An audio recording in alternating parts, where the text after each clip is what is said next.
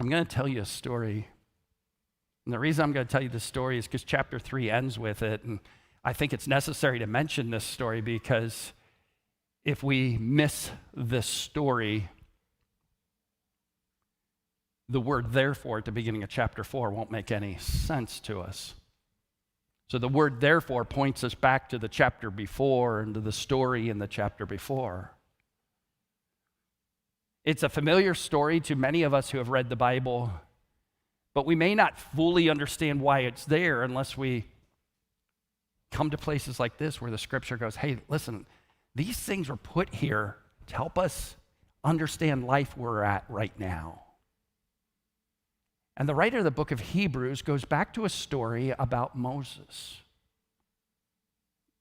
God's people, Israel, had been in slavery in Egypt for hundreds of years.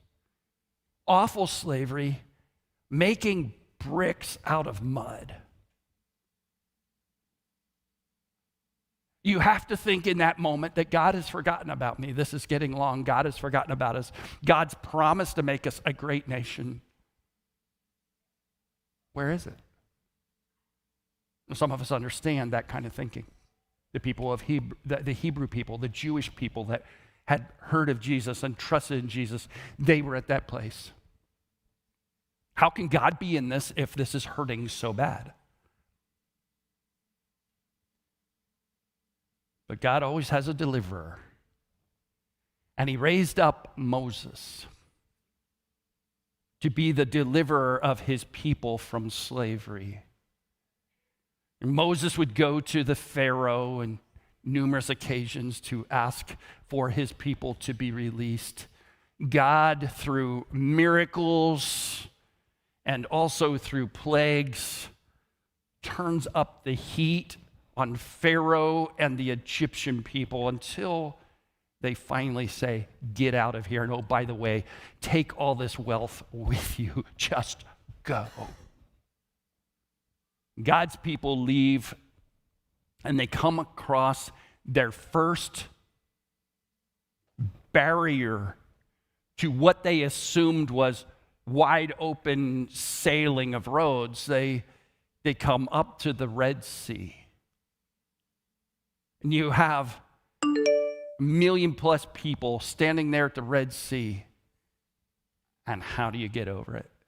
When God parts that sea and they cross on dry land, they look behind them only to see that Pharaoh and the armies of Egypt have changed their mind and have decided that they are going to come after them.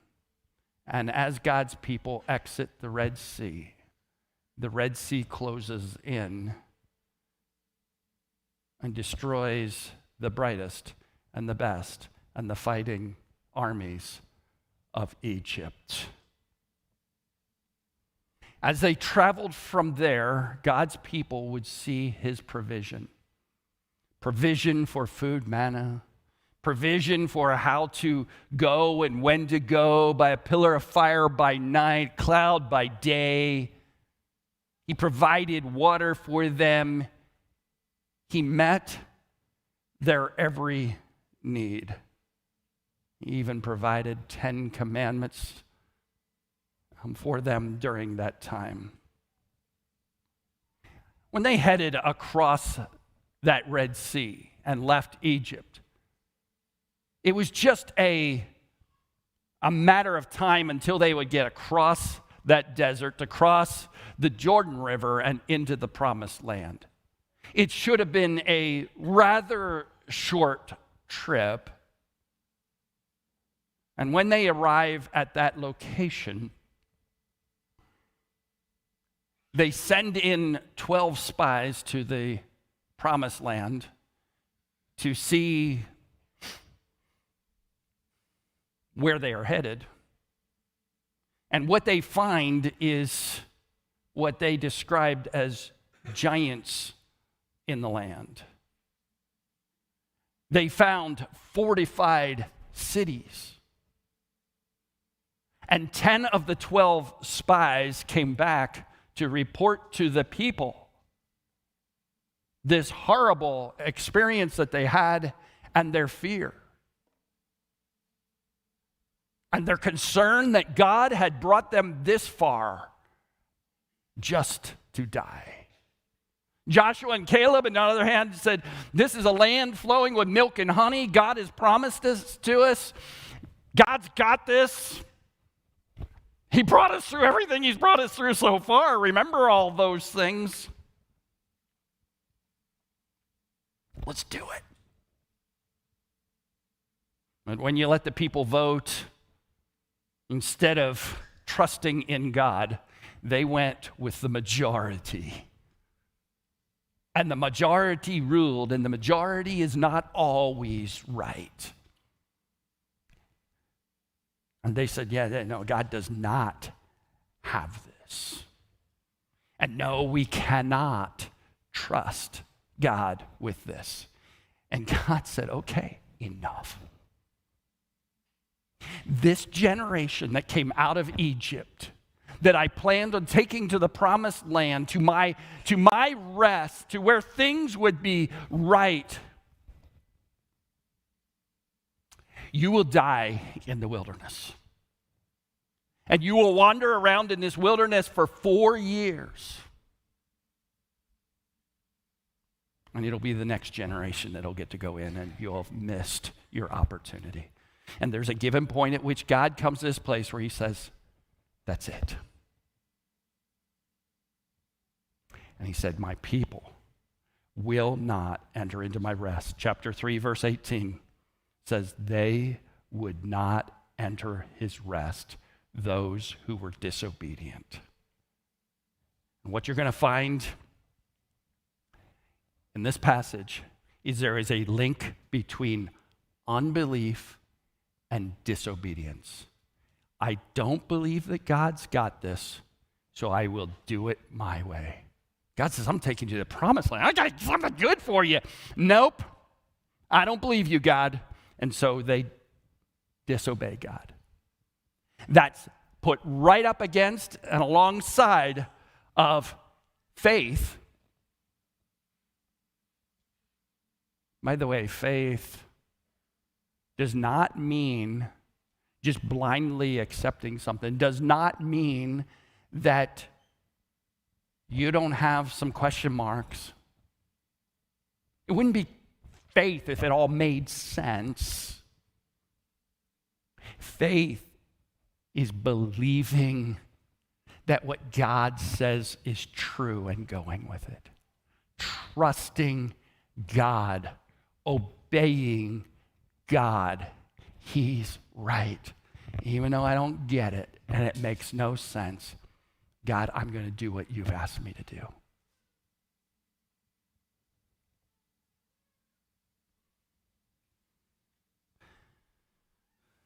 That brings us to rest. These people didn't enter God's rest. By the way, a rainy morning like this, thank you for, at the first surface, getting out of bed. Was anyone tempted to sleep in? Too many hands just went up. But you didn't. You came. I don't know. Did you hear that pitter-patter of the rain? It's just like, and yet for how many of us, even with the rest that we have found, there is no rest. The pitter-patter of the rain, the beautiful places that you got to go on vacation this summer, that massage that you splurged for, the stroll in the woods, the candlelight dinner, binge watching your favorite TV show, an afternoon with football, me time, mental health day. And yet, here's what I hear from so many is there's something going on. I just feel in turmoil. I feel torn apart. I don't feel that rest. I should have it. I took the time. I did all these fun, cool things, and yet I still feel tired and exhausted and feel like I'm going nowhere. I have so many people tell me right now, it just feels like the events of the world, and I'm not just talking about national or worldwide events, I'm talking about events in your home, events in just the neighborhood you're in, events at work. I feel like they're just about ready to topple you. I can tell you, I just had so many people tell me, I just don't even know who to trust in my world right now. Am I grabbing any phrases that are on your mind? People tell me the world is getting me down. People tell me everything is so hard. There's so much sickness. There's so many mental health issues. There's so much poverty and war and addiction and failed marriages, loneliness and betrayal, and exams that you can't even pass, loss. I've had many people say to me, I just don't know how much longer I can take this. And I get this from church people all the time. I just wish Jesus would come back right now. Matthew 11:28 says, "Come to me, all you who labor and are heavy laden, and I will give you rest."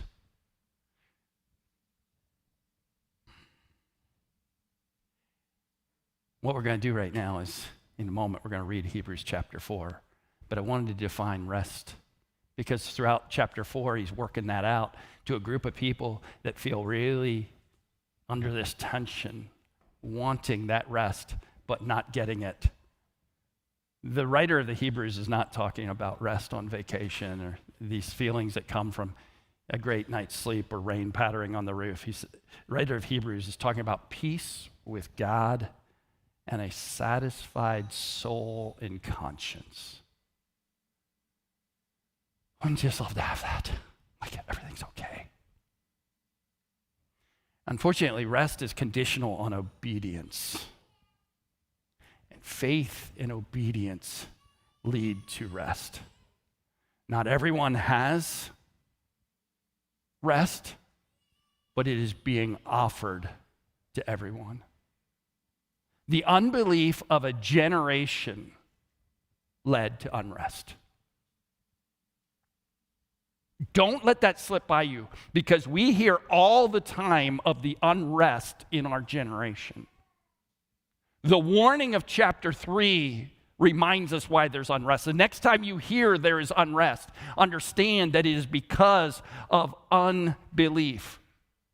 And chapter 4 of Hebrews says this: the good news came to us, 4:2, but the message they heard did not benefit them because they were not united by faith to those who listen. Those who are in the midst of unrest have not given their life to faith in Jesus, trusting in him.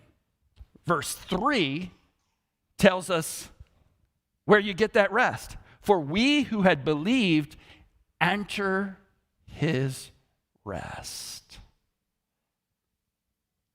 And we do that by faith, not because we have all the answers, not because we don't have some doubts and some question marks. That's why we're never afraid to ask those questions here. Asking questions and having doubts does not mean you don't have faith.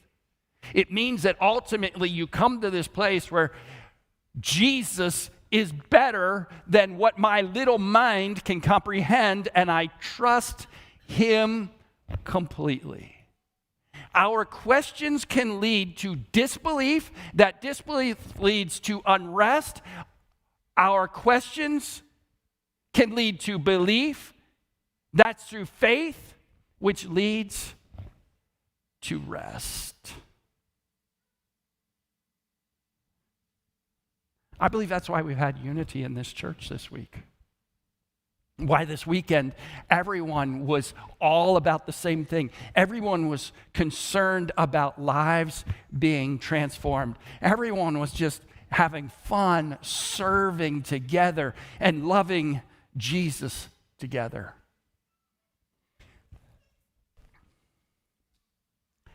This generation, spoken of in chapter 3, never got to experience God's rest, God's best for them in the promised land. Didn't get to experience that because they were so scared of giants in the land and what could happen and what might happen. And some of us understand that kind of anxious thoughts in your life and in your world. Some of you live with someone like that. They're always seeing what might happen and they're scared out of their mind. And you're just going, trust the Lord, trust Jesus. I know you don't get it. Trust him. Will you put your faith in him? And they're going, I want to believe in him, but I can't put my faith in him. I wish they could have seen an event that took place in the next generation when Joshua gets to lead the next generation into the promised land, into God's rest, at least this temporal rest. Joshua, type of Jesus, the name means Yahweh saves, picturing what God can do for you. When they get into the land, they meet a lady by the name of Rahab.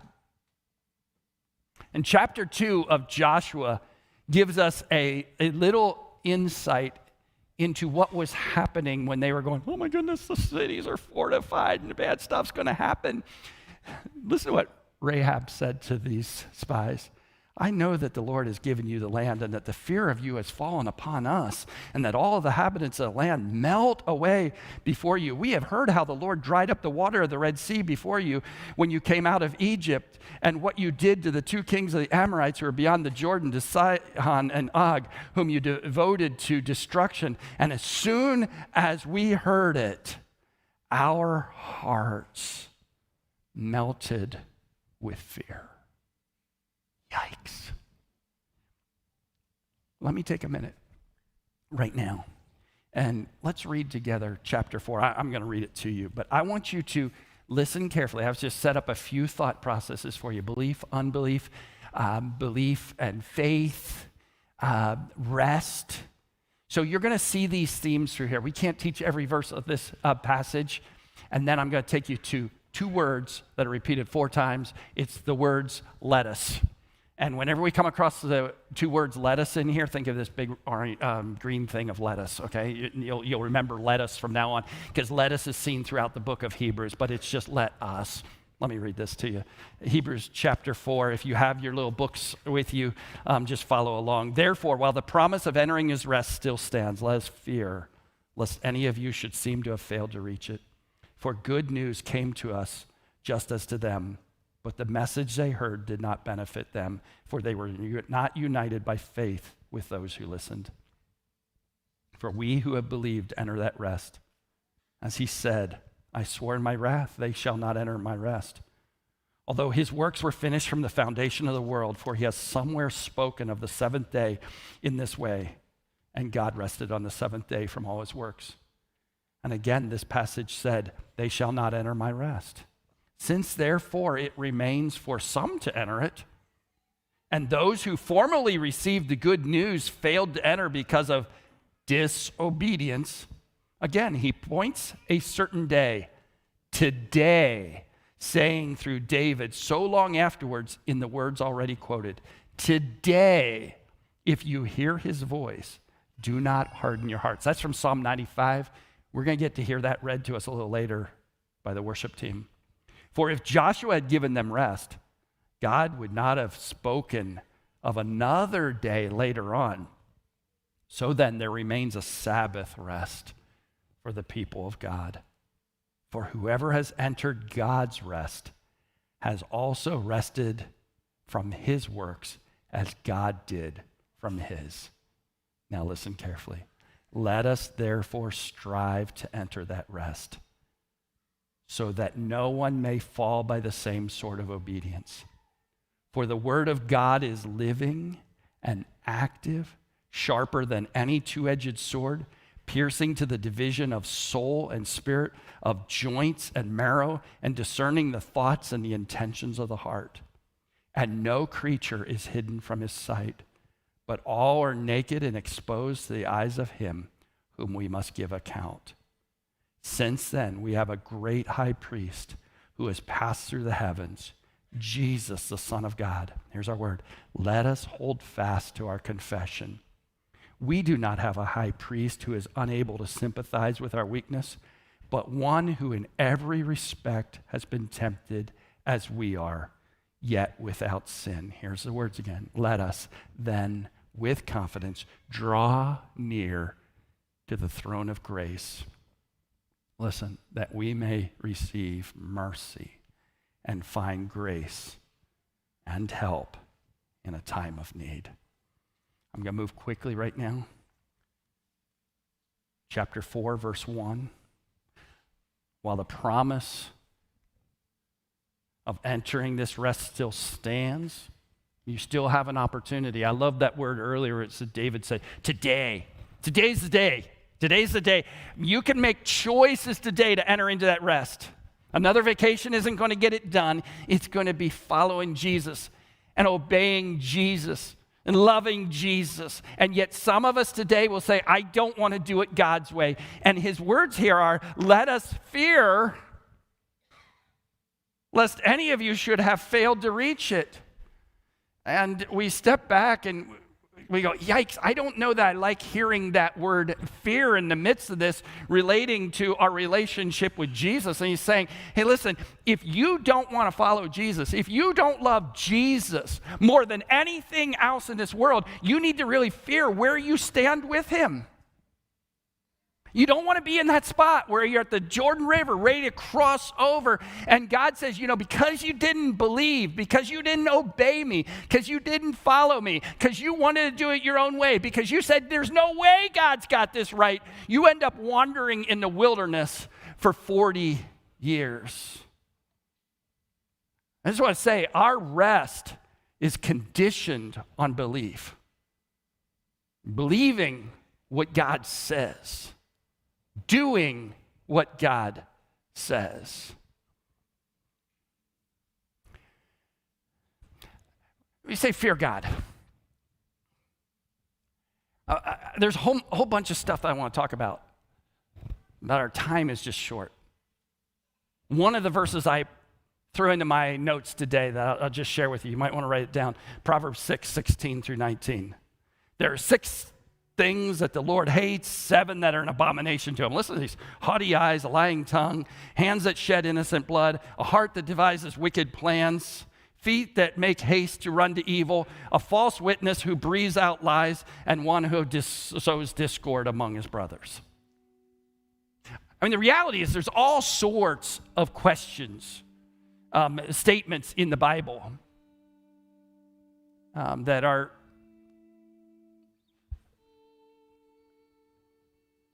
directives. But I want to go back to this verse for a moment. There is no fear in love, is what John tells us. 1 John 4:18. Perfect love casts out fear. See, if Jesus is at the center of you, if you love Jesus, you don't have anything to fear. If Jesus is most important, if Jesus is first in your life, if everything you're doing is just going towards following Jesus, you don't have to have this fear that he's telling the people there. What he's saying to them, if you don't care, if you don't have a relationship with Jesus, maybe you made the right confession. You said, oh yeah, you said the right words. Maybe back in Sunday school when you were 6, you prayed a prayer. Maybe in this room you came forward one day and said some of the right words. But he says, if it isn't showing through your life, you have a reason to fear. But here's what you don't have to fear. If you love Jesus, if you have a relationship with Jesus, your desire is to please him. Doesn't mean you're always going to get right. Doesn't mean you're going to live this perfect life, but you're going to desire to please him. And you know what? You're going to hate those things. It says, these are 6 things that the Lord hates. We don't like that word a whole lot. God hating something? No, there are things that are not part of the character of God, and we need to look at them, whether they're in our own personal life, whether in the lives of our family, whether in the lives of our country, where we go, no, I'm not okay with that.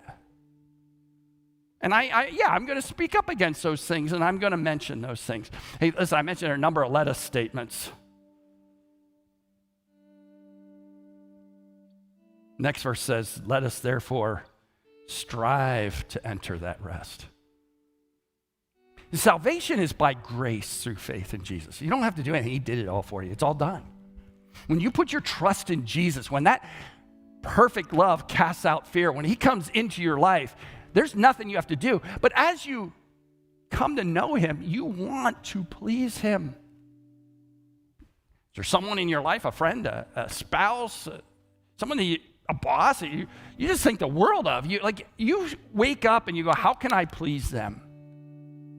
And for us that know that Jesus is better than anything else, the message of the book of Hebrews, go, how can I please Jesus today? And the verse that follows, and I put it up on the screen, is a verse that many of you know, and if you don't know it, you ought to memorize it, starting there at Hebrews 4:12. The word of God is living and active and sharper than any two-edged sword. That's why I started out by saying, hey, let's be a part of this reading plan. I just beg you, be reading this. Let it go to where it needs to go. When you read God's word, he's going to just share with you what he wants from you. He's often like, God, if I knew what you wanted, I would do it. Read his word. God, I wish you would speak to me. Read his word. And that's what this text is telling us, reminding us to do. Here's the phrase that I would love for all of us to get to a place of, where we're able to say, I love Jesus more than anything else. What's fascinating about that is this statement, the next let us hold fast to our confession. I would love if your confession was, I love Jesus more than anything else. Imagine if that just became the cry of your heart. If that's what people knew you. So if your name was mentioned in a meeting, do you know so-and-so? What would be the confession of your heart? Meaning, what would be the first thing that comes to their mind? I mean, I meet people all the time where it's like they're that person, they're the cheerleader. And they're like, I'd say, oh man, they're like, I've got this. Live life to its fullest. That'd be their confession. I meet other people who's like, oh, life stinks. Oh my goodness. My boss, wife, kids. That's their confession. But as Christ followers, learning and being reminded in the book of Hebrews that Jesus is better than anything, I love Jesus more. Romans 10:9 and 10 say this, if you confess, here's your confession, if you confess with your mouth, Jesus is Lord, and believe in your heart that God has raised him from the dead, you will be saved. What do you confess with your mouth? Jesus is Lord. What's that mean? Jesus is in charge. He's first in my life. That's why if Jesus is Lord, he's in charge. That's why we would strive to please him. That's why we would get engaged in his mission here on this earth. One last let us. Let us then. Church, let us then, with confidence, draw near to the throne of grace.